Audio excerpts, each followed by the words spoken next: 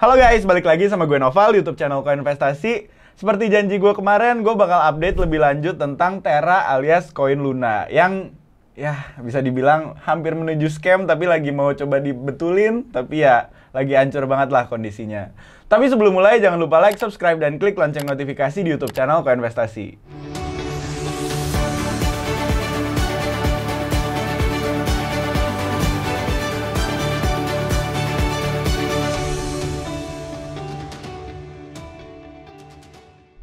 Oke guys, jadi ini adalah part 2 dari kronologi sebelumnya yang gue udah bikin videonya. Oke guys, jadi ini video lanjutan dari part pertama yang sebelumnya kita bahas tentang kronologi Terra Luna dari berjaya sampai ambruk. Kalau kalian belum nonton, langsung aja guys nonton, ada di sini videonya. Mana? Ada lah pokoknya. Jadi ini benar-benar bakal kita bahas dari semenjak Terra Luna ini crash. Jadi semenjak itu kita kan belum update lagi. Nah ini kabar terbarunya nih guys. Jadi buat kalian yang belum update, intinya sekarang tuh Do Kwon atau CEO dari Terra ini udah meluncurkan publikasi terkait rencana pemulihan dari proyek Terra alias koin Luna ini. Jadi ini rencana pemulihannya itu dipublikasi setelah adanya dorongan dari CEO Binance alias CZ, Changpeng Zhao. Asik Mandarin gue. Asik halus.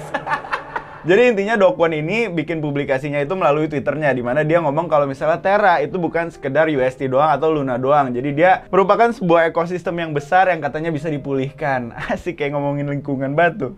Nah, jadi intinya dia ngomong lewat Twitter dan dia publikasi proposalnya atau kayak semacam white paper barunya terkait pemulihan Terra Luna ini. Nah, ini tuh datang setelah CZ alias Changpeng Zhao itu dia nge-push untuk si Terra Luna sendiri bikin rencana pemulihan, karena sebelum dia bikin pemulihan ini, Terra Luna tuh kayak blockchain Terra ya dimatiin aja dan nggak ada rencana berikutnya. Jadi kayak bikin investor digantungin banget lah. Dan ini tuh bikin CZ kesel karena Binance itu salah satu investor terbesar dari proyek Terra ini dari semenjak dia berdiri di sekitar 2018-an. Nah jadi karena udah di-push, terus ini bisa dilihat dia bikin tweet di mana dia katanya bikin meeting selama 2 jam yang intinya ngebahas buat nge-push si Terra team ini untuk bikin pemulihan dan ujung-ujungnya dipublikasi. Nah tapi terkait apakah CZ nyuntikin dana lagi atau kayak investasi lagi, sebenarnya enggak, karena dia bikin publikasi juga kalau Binance nggak membeli UST lagi atau nggak investasi atau nggak suntik dana lagi lah ke proyek Terra ini karena pengen Terranya bertanggung jawab juga. Jadi buat kalian yang belum tahu rencana pemulihannya tuh kayak gimana, intinya tuh mereka bakal bikin hard fork. Buat kalian yang belum tahu hard fork itu apa, intinya hard fork tuh adalah sebuah pembaruan blockchain yang membuat jaringan baru. Jadi dalam pembaruan blockchain tuh ada dua, ada yang namanya soft fork, ada yang namanya hard fork. Kalau soft fork,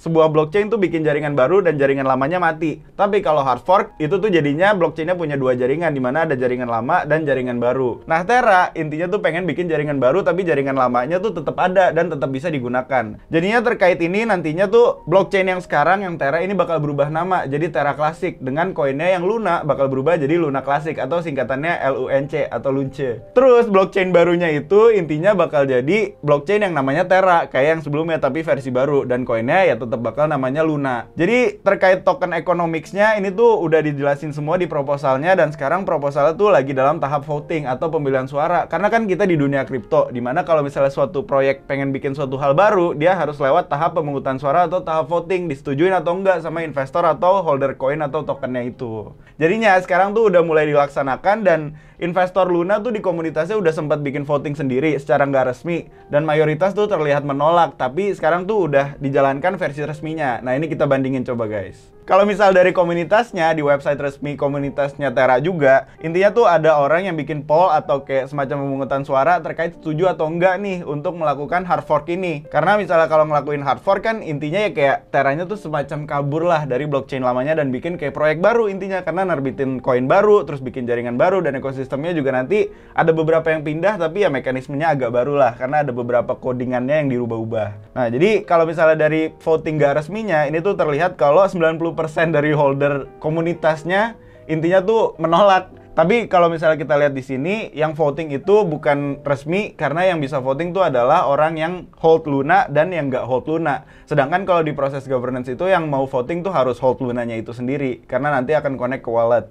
Jadi ini voting gak resminya, dan ini kayak semacam bisa dibilang bisa diperdebatkan lah hasilnya, karena kemungkinan ada juga yang cuma ingin manas-manasin doang atau kayak pengen Luna gagal aja lah karena udah kesel. Jadinya ini secara nggak resmi. Nah, tapi kabar baiknya voting resminya itu udah meluncur sejak 18 Mei alias kemarin banget nih. Dan katanya sebelumnya sih ngomongnya katanya bakal sehari selesai, tapi ternyata diperpanjang lagi, dimana selesainya itu bakal tanggal 25 Mei 2022 waktu Asia, karena mereka kan pakai waktunya Luna Foundation Guard alias perusahaannya Terra ini yang berdirinya tuh di Singapura, jadinya cuma beda sejam lah sama Indonesia, waktu Indonesia bagian barat. Jadinya kalau dari website resmi untuk governance votingnya atau pemungutan suaranya, kalian tuh kalau mau voting harus connect walletnya dulu. Dan dengan connect wallet kalian akan dicek dulu, kalian megang Luna nggak, kalian invest di Luna nggak, masih nggak. Dan kalau masih ya boleh voting, kalau nggak ya nggak boleh voting. Nah, terus kalau dari voting resminya terlihat kalau sekarang tuh belum selesai, tapi 77,97% dari investor Luna yang udah voting itu tuh menyetujui untuk adanya hard fork. Sekarang yang baru voting itu sekitar 39,45%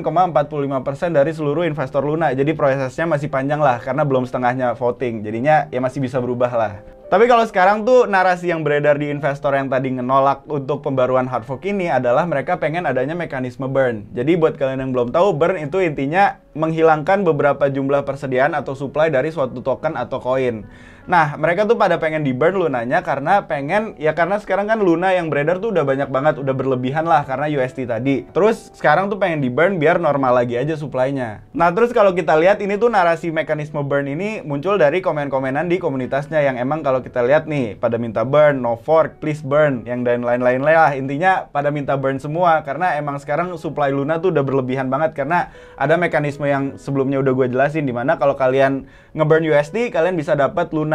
Jadi sekarang tuh kenyataannya emang Luna udah banyak banget yang beredar karena seperti yang gue jelasin sebelumnya, kalau kalian nge-burn USD kalian bisa dapat Luna. Dan kemarin tuh banyak yang nge-burn USD karena takut harga USD turun terus dapat Luna dan Lunanya dijual. Jadinya sekarang jumlah Luna udah banyak banget lah yang beredar karena mekanisme minting dan burn ini.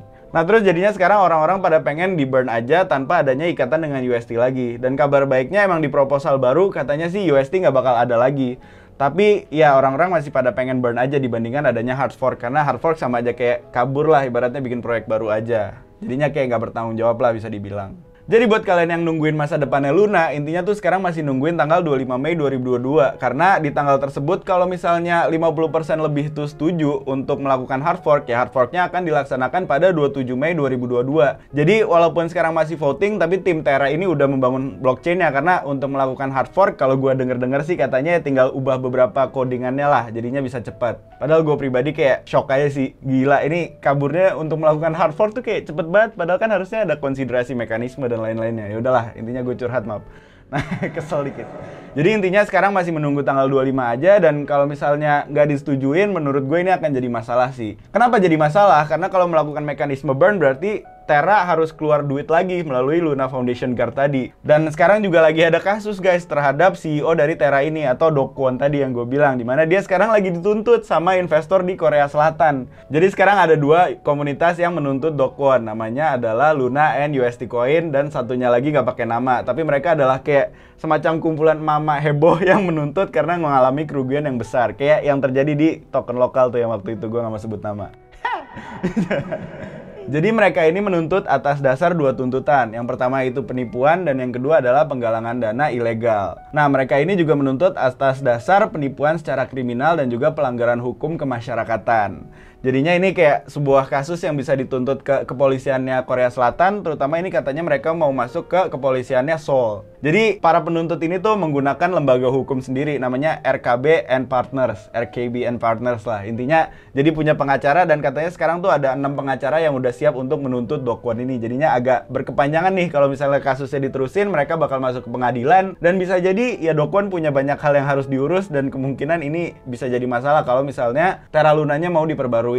Plus lagi sekarang banyak timnya yang udah resign guys, terutama tim legalnya, karena kemarin sempat ada viral kalau misalnya tim legalnya itu baru aja resign dari Terra Luna. Jadinya sekarang Terra nggak punya tim legalnya, dan ini cukup hancur sih. Terus ngomong-ngomong, kalau misalnya mau hiring lagi, mereka butuh duit lagi, dan bisa dilihat kalau misalnya kita lihat dana dari Luna Foundation Guard untuk melakukan burn dan juga rehiring dan restructuring perusahaannya itu agak berat karena butuh dana banyak. Jadi kalau kita lihat sekarang total dana cadangannya Luna Foundation Guard itu tinggal sekitar 166,92 juta dalam USD, terus juga 57,80 juta dalam Avalanche, terus 11,91 juta US dollar dalam BNB, Terus juga 9,14 juta dalam BTC. Nah, terus juga ada dalam Luna tuh sekitar 248,21 US dollar doang. Kalau kita lihat sekarang intinya total dana cadangannya tuh tinggal 89,5 jutaan lah. Dari sebelumnya tuh nyampe 4 miliar paling tingginya, 4 miliar US dollar. Ini BTW gue ngomongnya semua dalam US dollar ya guys. Jadi dia turun dari 4 miliar sampai sekarang tinggal 85-an. Bahkan udah mulai naik lagi karena dia sempat melakukan beberapa pinjaman lah, bukan pinjol guys, tapi utang ke beberapa perusahaan, dan katanya juga sempat ngejual kayak kepemilikan koinnya atau kepemilikan perusahaannya ke beberapa investor.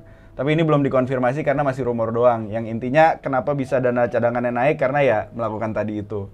Jadi intinya dari sisi keuangan ini masih hancur banget. Jadinya kalau melakukan mekanisme burn yang butuh duit juga ya harusnya sih agak kesulitan sampai mereka dapat investor baru. Makanya mereka pengen banget ngelakuin hard fork. Nah, terkait hard forknya sendiri katanya juga sekarang lagi ada kecurigaan karena kemungkinan besar ini bisa dimanipulasi karena kalau di sistem governance ini sama kayak saham, di mana pemegang koin terbesar itu suaranya juga paling besar. Jadinya ya bisa aja timnya internalnya ngebeli sendiri buat dapat kepemilikan paling banyak dan ya menentukan yes. Jadinya ya ini agak mencurigakan, tapi harusnya sih dengan sistem desentralisasinya kripto dan dicek wallet-walletnya ya bisa jadi kalau misalnya emang mereka orang baik ya nggak terjadi. Tapi balik lagi emang Dokun di Twitter juga udah nyolot, jadinya ya nggak tahu dah. Tapi kenapa mereka berharap banget adanya hard fork, karena ya hard fork itu yang biayanya lebih murah dibandingkan mekanisme burn. Jadinya ya kita tunggu aja apakah akan terjadi burn atau akan terjadi hard fork ini. Dan kemungkinan besar kalau ngeliat dari poll sekarang sih harusnya hard fork. Nah, terus buat kalian yang penasaran sama harganya atau analisis teknikalnya, bisa gua ngomong kalau sekarang tuh ya belum waktu yang baik lah buat menggunakan analisis teknikal, karena sekarang jatuhnya masih koin micin banget karena udah harganya jatuh banget, terus volatilitasnya tuh tinggi banget lah, pergerakannya lagi nggak jelas banget bisa dibilang karena sentimennya belum jelas, terus juga ya masa depannya juga belum jelas karena ya ini bisa dilihat masih nunggu voting ini. Jadinya update kedua ini kesimpulannya ya mohon bersabar kalau kalian masih holder ya, dan tunggu aja kalau misalnya Luna bakal dapat dana suntikan lagi atau keuangannya mulai membaik lah untuk menanggulangi apa yang telah terjadi saat ini. Oke deh guys, gitu aja dari gua. Balik lagi, ini disclaimer guys, bukan financial advice, tapi ini pandangan gua pribadi dari banyaknya kasus yang beredar terkait Luna ini, dan ini agak pusing emang. Jadi kalau misalnya ada yang mau ditanyain langsung aja komen di video ini, dan kalau ada yang salah mohon maaf, langsung aja dikoreksi juga di komen video ini. Nah, terus juga karena ini votingnya masih berjalan, nanti kita bakal ada part 3 juga untuk mengabarkan ke kalian gimana masa depannya si Terra Luna ini. Jadi stay tune juga guys. Kalau misalnya ngerasa bermanfaat, jangan lupa like, subscribe, dan klik lonceng notifikasi di YouTube channel Koinvestasi. Dan as always, Koinvestasi semua bisa kripto.